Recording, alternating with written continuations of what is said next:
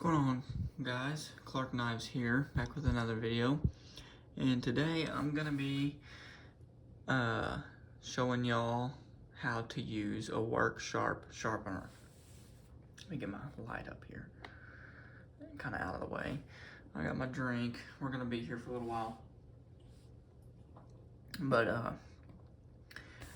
got this 71 GEC in from a trade from Richter Knives, and most of the time these have a little bit of a burr from hitting the back spring when they close, and this one's still got it, so I'm going to sharpen a good bit of it out and show y'all kind of how to use this worksharp sharpener.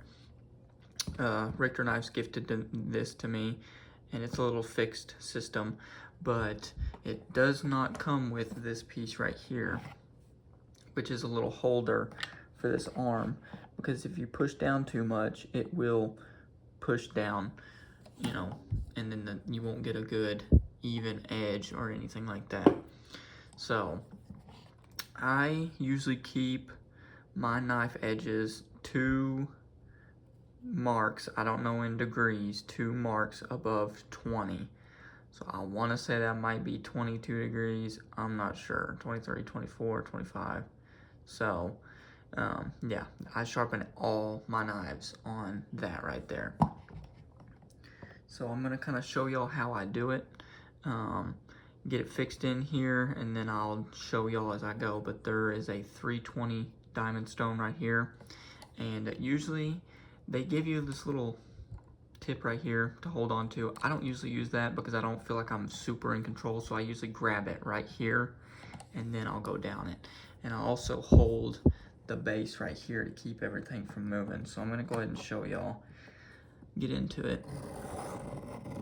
And you can see it still does move a little bit, but I have not noticed it affecting the performance of the edge at all. So this may take a little while. My phone may die in the midst of me making this video, so we're gonna test it out and see how it goes. One other thing, also whenever I'm pinching it like this, I also feel like I can really get the belly and the tip of the knife a lot better than I can with the other one, or the other grip. So that's what I'm doing. I'm just continually doing these little strokes, and honestly, this might have had a pretty close edge to what I'm doing right now, so it won't take so much to take some meat off the blade. And I just want to take enough off that way I don't get the burr. It may take a lot longer than I'm expecting, but that's okay.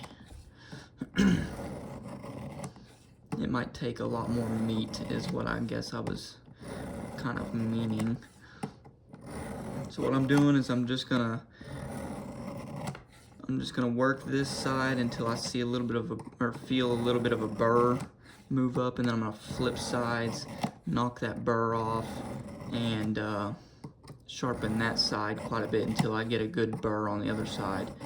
And whenever you do that and get a good burr going, that is the fastest way to get a sharp knife, is to get that burr going. It sometimes takes a long time, but usually with these carbon steels it's not too bad. And another thing I've noticed with this sharpener is you've really got to pay attention to how much you're dragging on specific parts of the blade. Like sometimes I'll start right here and I'll instantly start moving way down and then it'll neglect taking meat off of this portion right here, so it'll be a lot longer, and then you'll have kind of a curve in your blade. And I cannot stand that, so you really kind of have to pay attention to that and give it a little bit of love before you start moving it. I'm still not the greatest at using this sharpener, and I kind of wish I had more. I wish the sharpener was a little bit longer and the rod was a little bit longer, but that's okay. It gets the job done exactly how I need it to, and that's that. But a little bit of story on this. I had a Great Eastern Cutlery number 88 that I had, and I did like that knife quite a bit.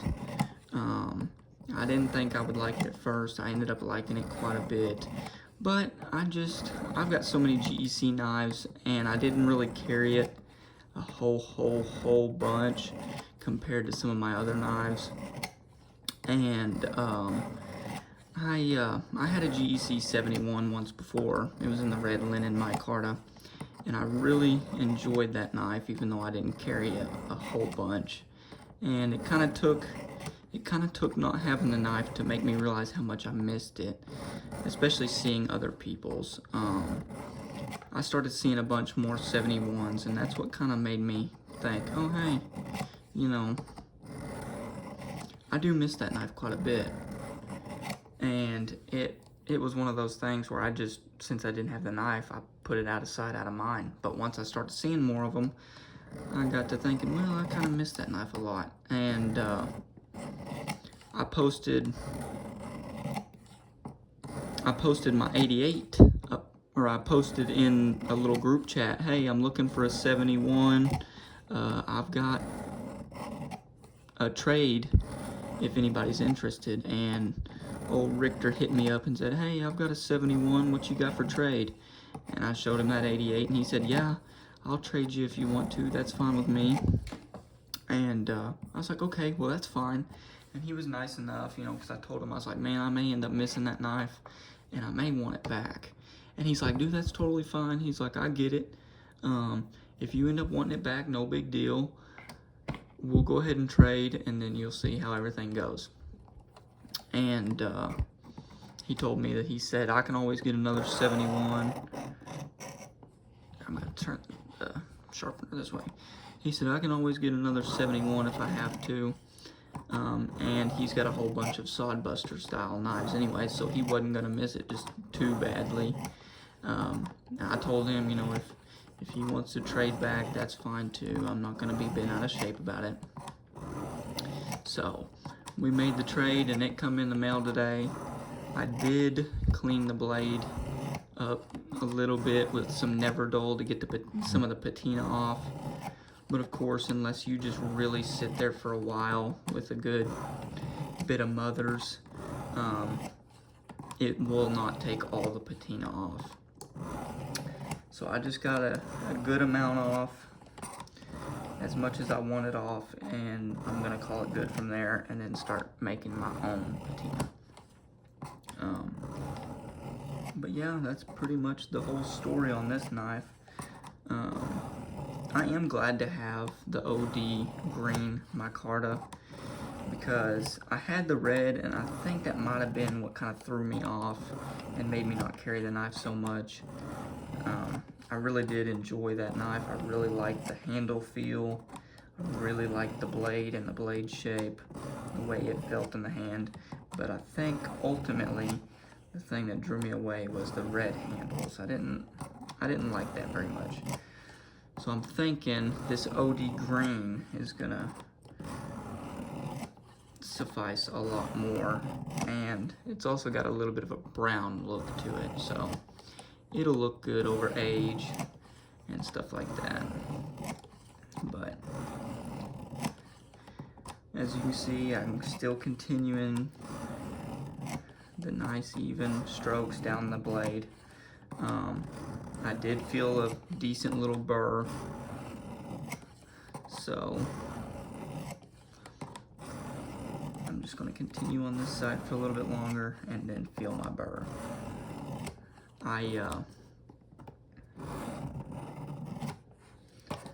This knife did have a little bit of blade play whenever I first got it. So whenever I was at work today, I took a little ball peen hammer, and it doesn't take much whenever you're doing a knife like this, really. I just took a ball peen hammer and kind of mushroomed out the tip, or the pin on one side very lightly. It's really hardly noticeable, and it did a world of difference. There's no more play, and it was really just the tiniest bit of play. It was just the tiniest bit of play, so, you know, I think my battery just said I had 10% left, so I'm just gonna kind of go until my phone dies, And then whenever it dies, I guess that'll be the end of the video. So I'm just gonna tell y'all to go ahead and like, comment, subscribe.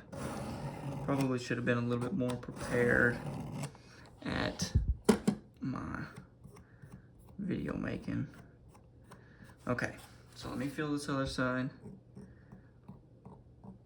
We've got one heck of a burr, and you can hear it. Just listen.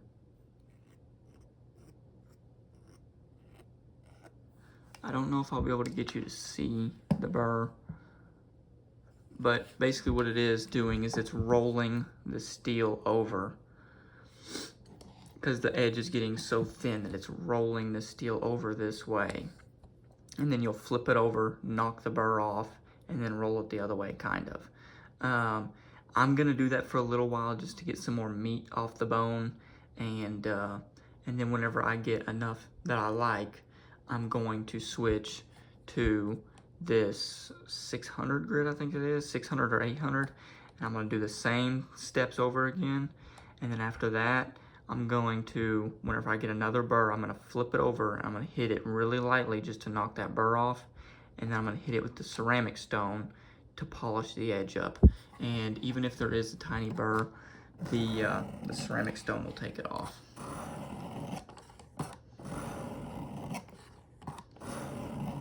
And then, believe it or not, you will have a ridiculously sharp knife after that. Hit it on a strop about 7 times, really lightly on each side. And dude, I'm not even kidding, you will have a hair-poppingly sharp knife. You can just tell when you got a burr too, it's a lot louder and it's a lot harder to drag this stone down the blade. If you go the opposite way with this, you will not get a burr though, by the way. I never really knew what a burr was because I used to freehand, and instead of pulling the blade, I pushed it like this on the stone, if that makes sense. I always got my knives pretty sharp like that, but I can honestly say that I've never gotten a knife as sharp as I have with this thing. It's quite ridiculous, honestly. Quite ridiculous.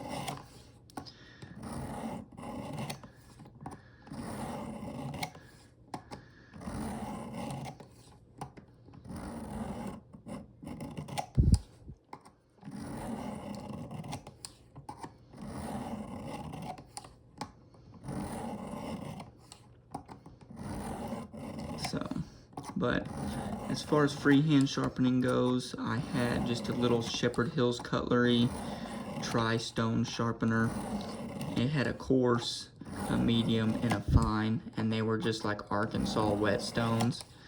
So anytime I was to sharpen, it's like it was really nothing crazy, but I mean, it definitely got my knives the way I wanted them to, and I was satisfied. But honestly, I'll say that once I got this thing here, I quit using the freehand sharpener because I was able to get ridiculously sharp knives and ridiculously good results from this knife sharpener. So I really wasn't ever satisfied with the freehand stones. If I had some high-end ones, I would definitely still freehand some, but it's just one of those things. This is so much easier and it's so much faster. You can hear that. You can hear how much louder it is.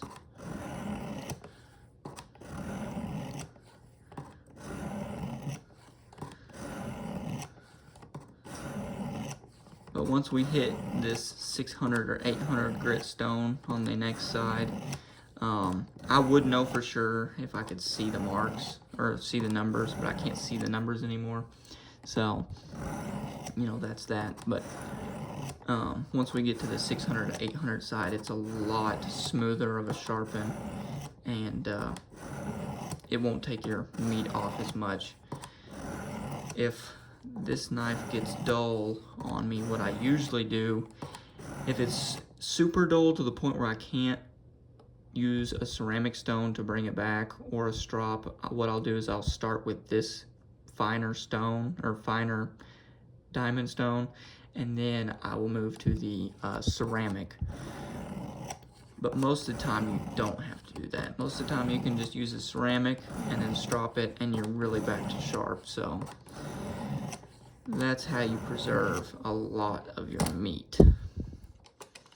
Let's move this out of the way. Still got a good burr. I'm gonna flip it over and I'm gonna hit this other side very lightly because I have done 2 passes on both sides now. And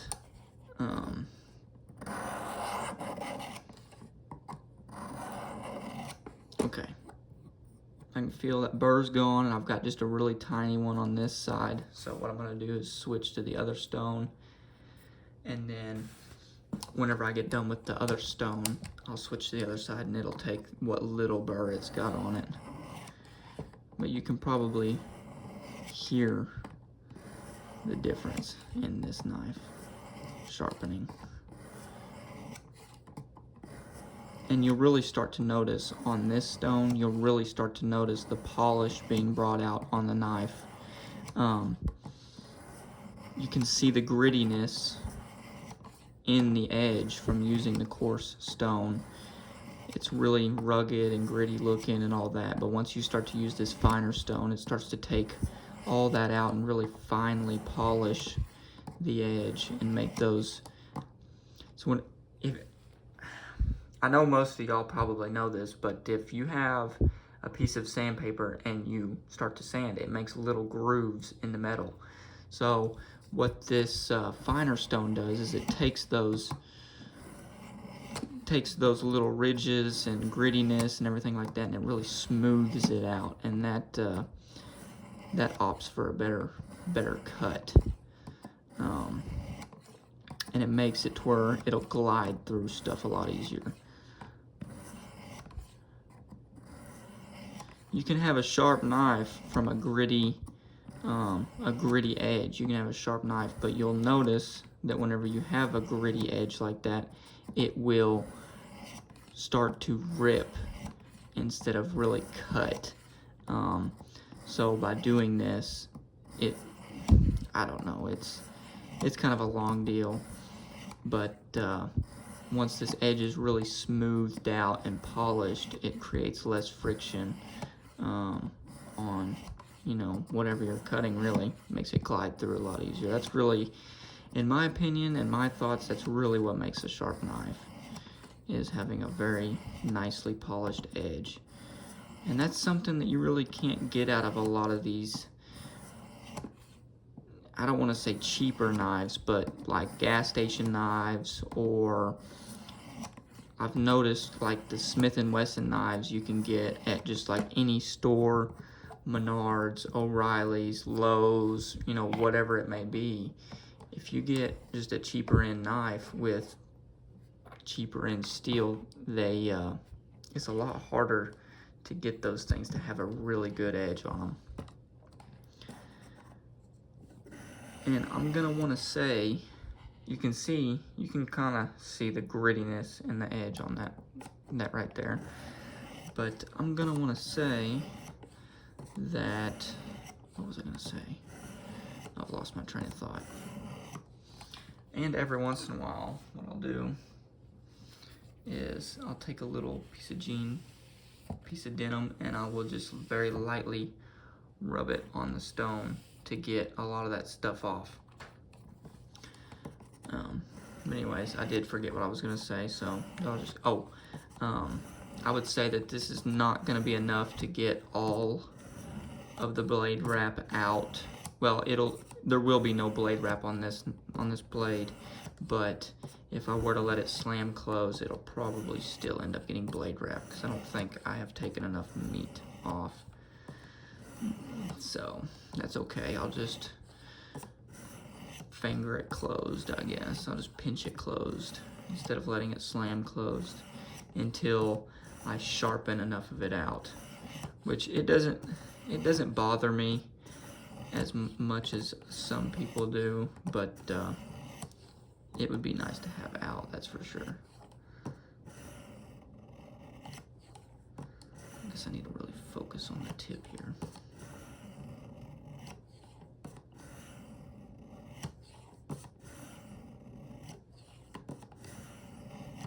I really hope I can get all of this in, but we're just about done with the finer stone, and you'll really get to see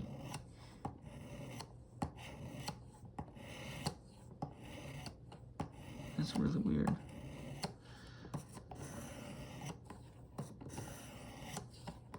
Sometimes you do have to focus on one area just a little bit more than others.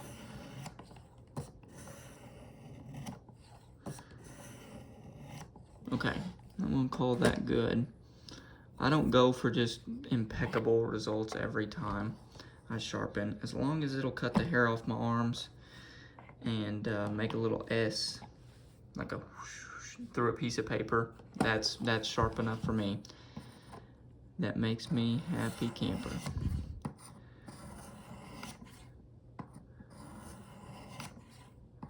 I'm just gonna hit this side very lightly. If you don't have one of these things, I would definitely recommend getting one of these and then finding you something that you can prop that arm up with just a little bit. Because these things really do help, especially for people that can't really sharpen a knife on a freehand sharpener very well.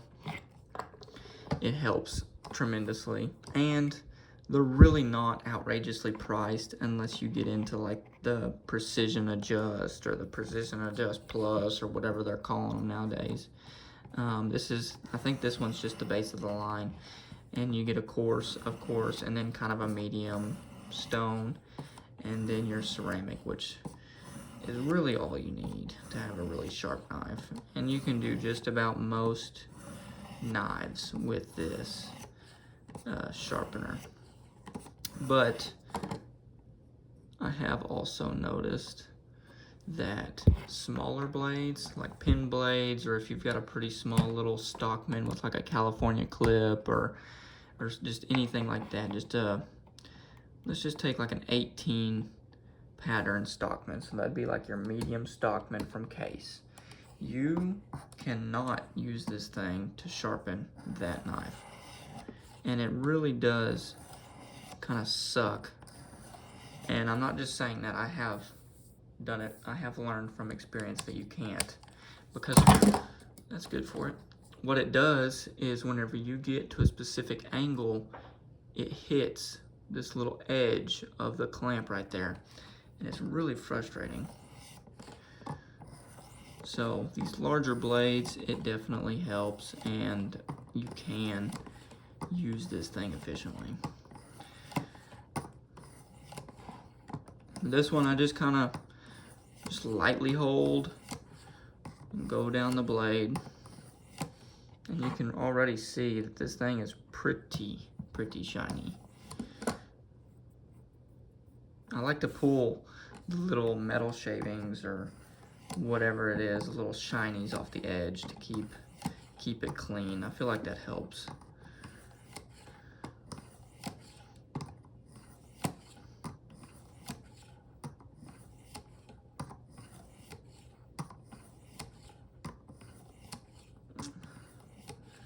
We're pretty much about done with this side. It'll be pretty nasty sharp. I really hope I'm not about to run out of battery. I'm trying to hurry up. Do we have a burr? We've got just a tiny one. It'll be okay.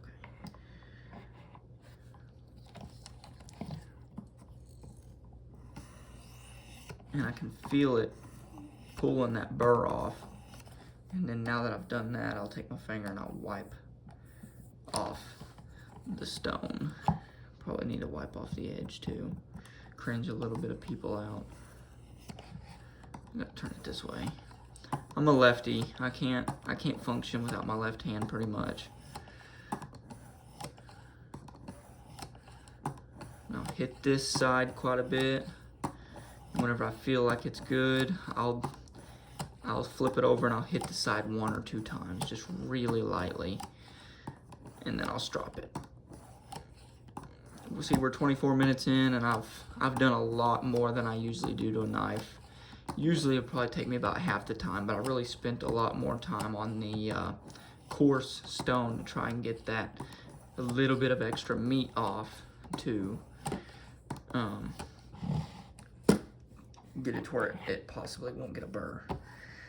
Which I'm not going to test it because, like I said, I really don't feel like sharpening this knife again. And yeah, you can tell even by doing that. Okay, I got this thing stupid tight. Oh my goodness. There we go. All right, let me get this out of the way.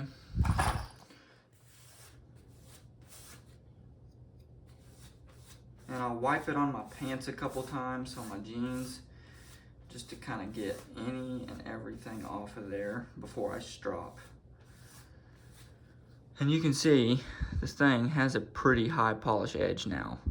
It's not just absolutely insane, and sometimes you do get a little bit of a mess up, but for the most part, it does what it needs to do. And then I will show you how I strop. What I do is, this is really hard, and I'm sorry if it's not a good angle and you can't see well. But what I do is I usually get in the light, and what I'll do is I'll really pay attention to my edge and how I hold it, because I just want to hit the edge. And some way you can figure out how you're perfectly on the edge is lay it kind of flat, drag it, and then pick up. And whenever it catches, you're pretty much perfect. And you just lightly glide it across the strop a couple times. I said a couple, but more like 5 or 6. And this will really give it a bite. This will really give it a bite. Okay, so that's good. And then I'll wipe that side off on my jeans or my pant leg or whatever it is. And then I'll do the same thing on the other side. Lay it flat till it catches. This is really hard trying to do it on camera.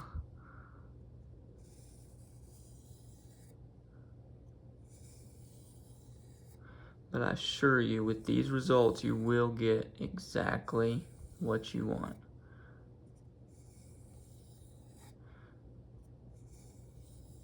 Okay, wipe that off.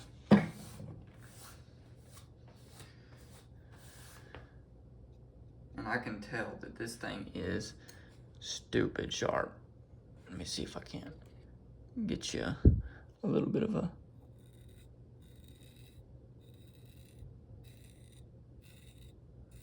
I mean, it's just, don't mind my very dry and ashy arms.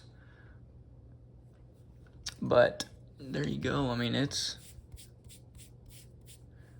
shaves. It shaves tremendously. Here, I'll see if I can't get just a... And it doesn't pull your hair. That's how you know it's really sharp. It doesn't pull the hair, and it doesn't hurt whenever you shave. I mean, this thing just, like I said, don't mind my ashiness in my arms, but it just takes your hair off. And watch your fingers when you wipe the blade off, because it'll lay your finger open fast, quick, fast, and in a hurry. But yep, that right there is how to sharpen a knife. I'll give you a little bit of walk around of this knife real quick. I'm gonna turn my lamp off so you can get a little bit more of a natural look, because I do have 10% left, so I've got a little bit more time. This knife is a Great Eastern Cutlery 71. This is in OD green linen micarta, and as you can see, there's still a little bit of a patina. I did take some Never Dull and I wiped it down quite a bit. It took a lot of that patina off, believe it or not. But this side, I don't know if you'll be able to tell, a lot of the reason it has a patina is because there's a little bit of pitting right up here and a couple other spots along the blade, there's pitting from where it had been rusted. You can really see it right there, right here under my fingernail. It had been rusted, so there's some pitting. Not as much on this side, but especially on this back spring. Like, come on. Like right there is another little bit of pitting. But it's a work knife, guys. It's a work knife, that's for sure. And I'm happy with it. I'm happy to have a 71 back. This one being as the shape that it's in, it does not hurt me one bit to just go out and use the crap out of this thing. That's kind of one thing I like about getting a user. I'm not afraid to really put the hard use to it. But like I said, there you can see where I kind of mushroomed that pin out a little bit, and it took the little bit of a gap here out and really tightened the blade up. And then I put a little lanyard on it with a socket, 7/32 socket, and just a little piece of lanyard. But yeah, that's the knife. And now that I'm not gonna try and see if it'll get blade wrapped, this is how I will end up closing it. Just, you know, just gently closing it and leaving it be.